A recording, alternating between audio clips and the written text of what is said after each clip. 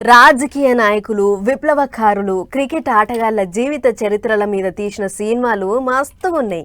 ఈ నడుమ కొంతమంది వాళ్ళ బయోపిక్లో వాళ్ళే యాక్టింగ్ చేసుకున్నోళ్ళు కూడా ఉండ్రు. అద్దంకి దయాకర్ అన్న, సంగారెడ్డి సింగం, జగ్గన్నలు మోకాలకు రంగులు వేసుకుర్రు కూడా.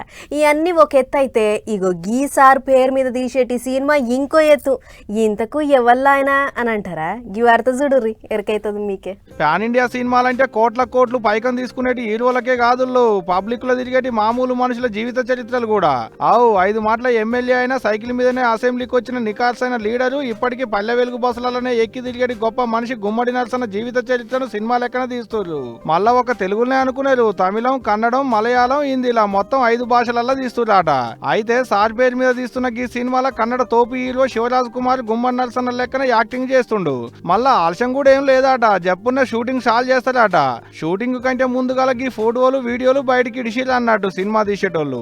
ఎవరెవరి పేరు మీదనో సినిమాలు తీసుకుంటూ వస్తున్నారు. అసోంటిది 5 మాటల ఎమ్మెల్యే అయినా ఇప్పటికీ కాలినడకన తిరిగేటి నరసన్న పేరు మీద పక్కా సినిమా తీయాల్సిందే. ఖమ్మం జిల్లాలో ఆదివాసీ కుటుంబంలో పుట్టి తొలుత ఊరికి సర్పంచ్ అయిండు నరసన్న. అటెంక సిపిఐఎంఎల్ న్యూ డెమోక్రసీ జెండా బట్టి 5 మాటల ఇల్లందు నియోజకవర్గం కించి ఎమ్మెల్యే అయిండు కూడా.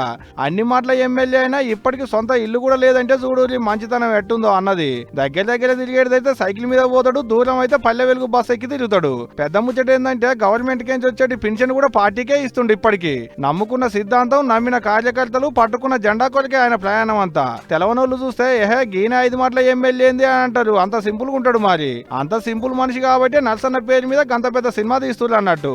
ఇంతవరకు మంచిగానే ఉన్నది, కానీ మన తెలుగు యాక్టర్లు పైకం గిట్ట ఏమన్నా ఎక్కువ అడిగిలో ఏమో, అందుకనే బయటికేంచి పట్టుకొచ్చి హీరోని.